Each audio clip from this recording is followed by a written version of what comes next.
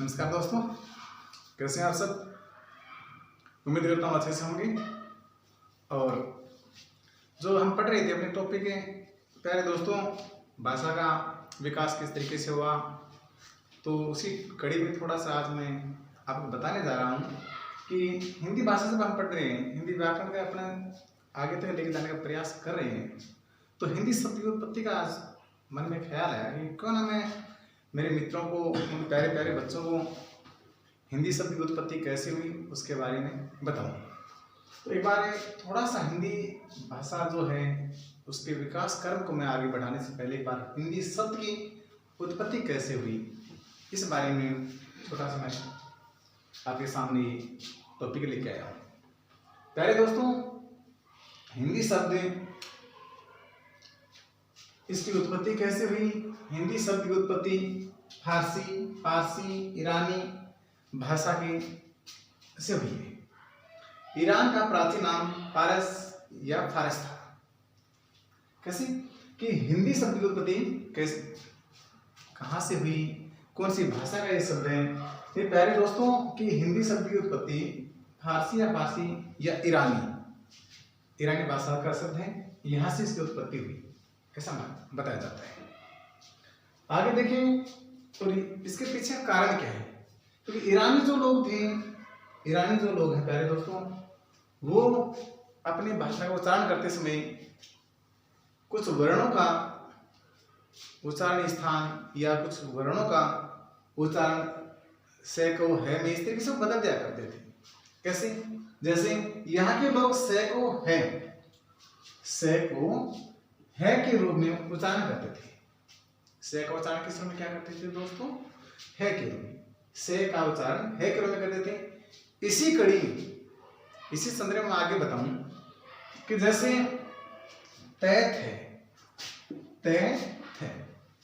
तय और थे को उच्चारित करते थे तैसे। तय का उच्चारण क्या करते थे, तय और थे का उच्चारण करते थे तय। उसी प्रकार दे का उच्चारण करते थे दे और धे का उच्चारण करते थे दे।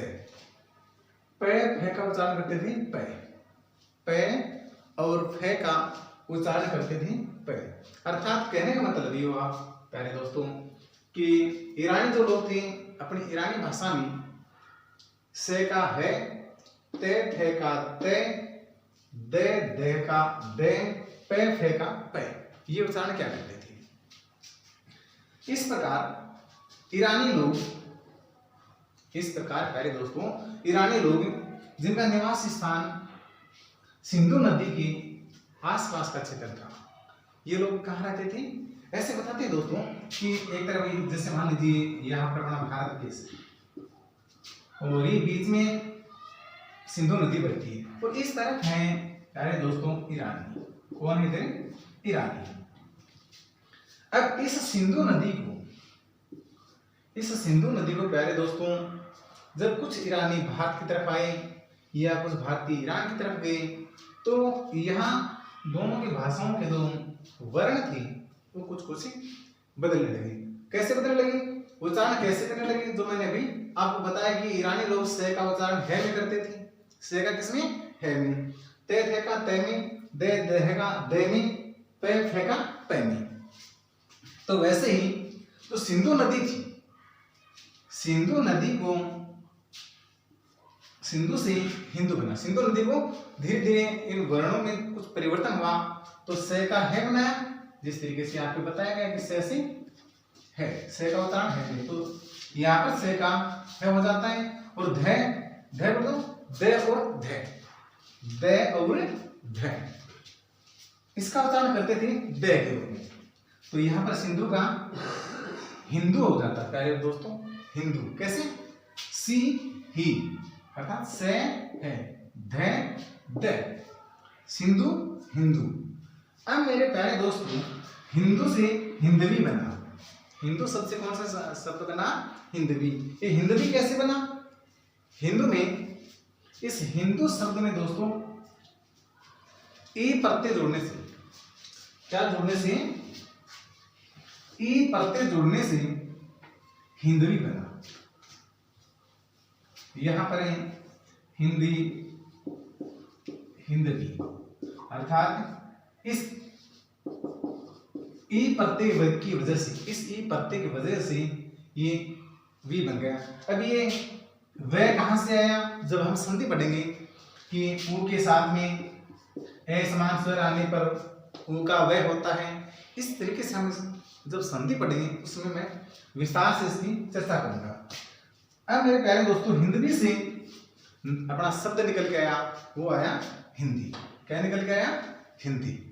इस प्रकार मेरे प्यारे दोस्तों हिंदी शब्द की उत्पत्ति होती है। देखिए दोस्तों, अभी जो हिंदी शब्द की उत्पत्ति के बाद में अब हम चलते हैं हिंदी भाषा का विकास क्रम में, उसी आधार पर अपन आगे बढ़ते हैं और देखते हैं कि हिंदी भाषा का विकास स्तर कितने स्तरों पे इसको बांटा गया है, कितने स्तरों पे हिंदी भाषा का विकास हुआ है। अर्थात हमारे सामने 3 स्तर, कौन कौन से 3 स्तर होंगे हिंदी भाषा के विकास के? वो प्यारे दोस्तों ऐतिहासिक स्तर, भौगोलिक स्तर और राजनीतिक स्तर। 3 स्तरों पर हम अध्ययन करेंगे प्यारे बच्चों, किसका? हिंदी भाषा के विकास स्तर। पहला कौन सा है? ऐतिहासिक स्तर, भौगोलिक स्तर और राजनीतिक स्तर।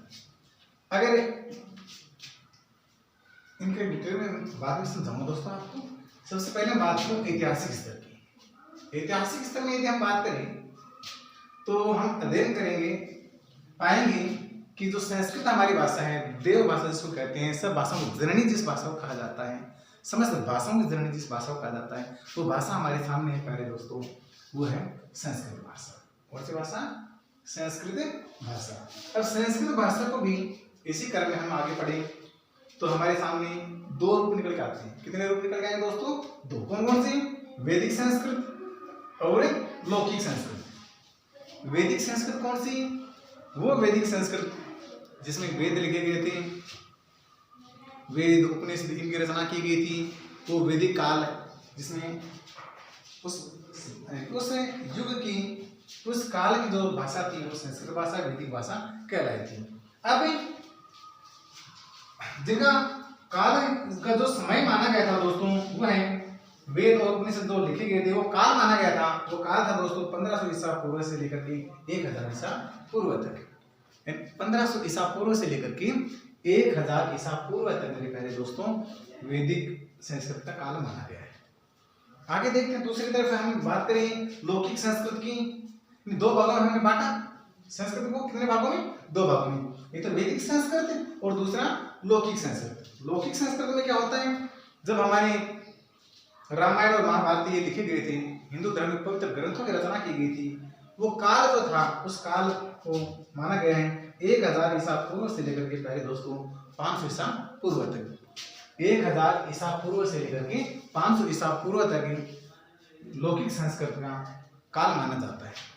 और ये जो लौकिक संस्कृत है, ये मेरे प्यारे दोस्तों को बता देता हूँ कि परिवर्तनशील भाषा थी, परिवर्तनशील भाषा थी। अर्थात ये भाषा धीरे धीरे जो जो विकास होता गया, इसमें परिवर्तन आता गया। कैसे गए?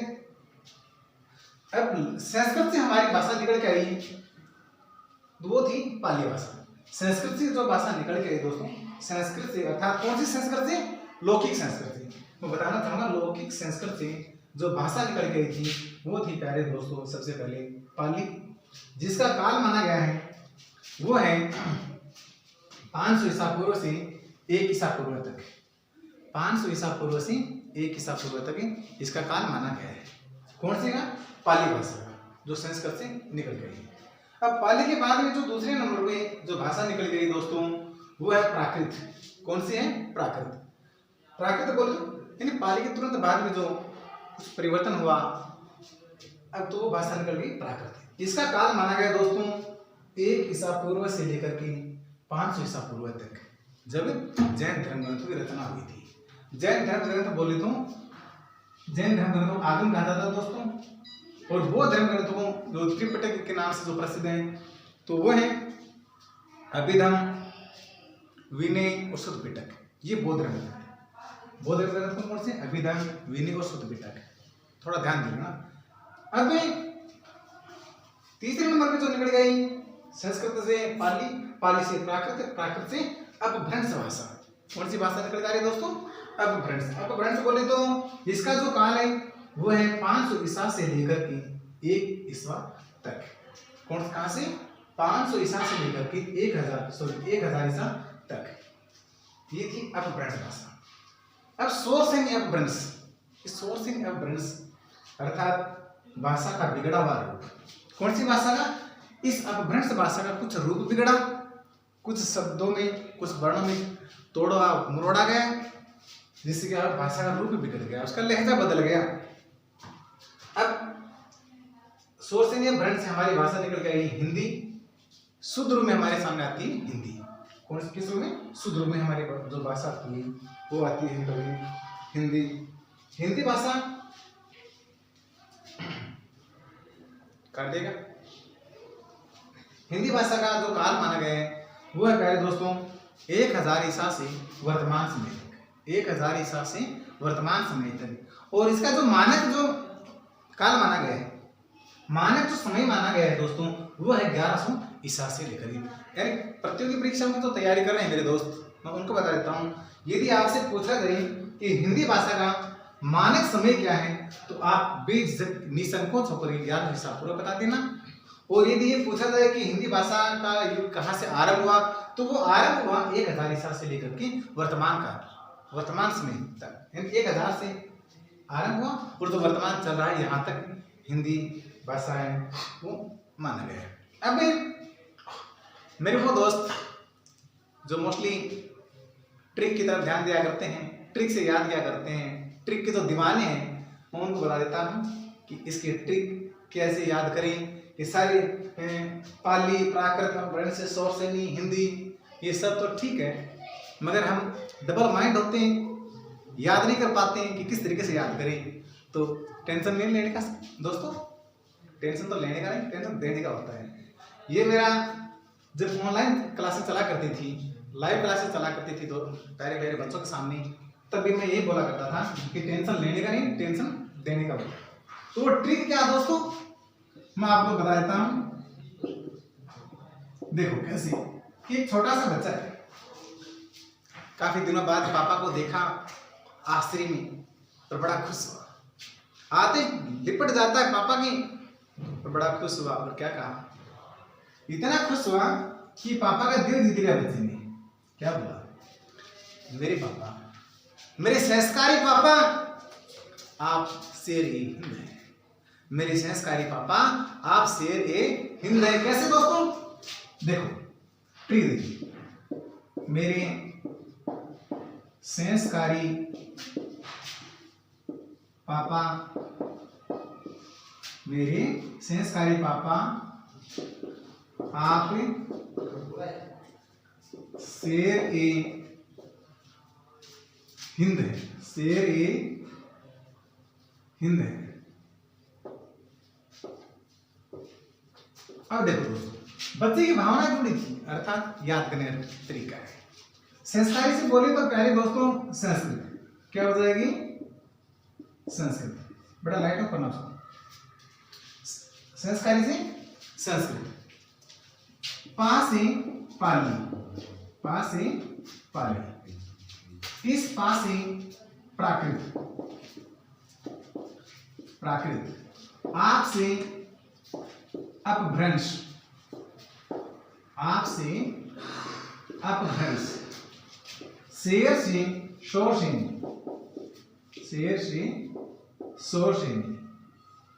हिंद से मेरे प्यारे दोस्तों हिंदी, हिंद से हिंदी। ये ट्रिक है आपके लिए और अच्छे से समझ में आ गई हो तो अपने इस चैनल को और अपने सर जी को लाइक और सब्सक्राइब कर देना। ओके दोस्तों, बाय, थैंक यू।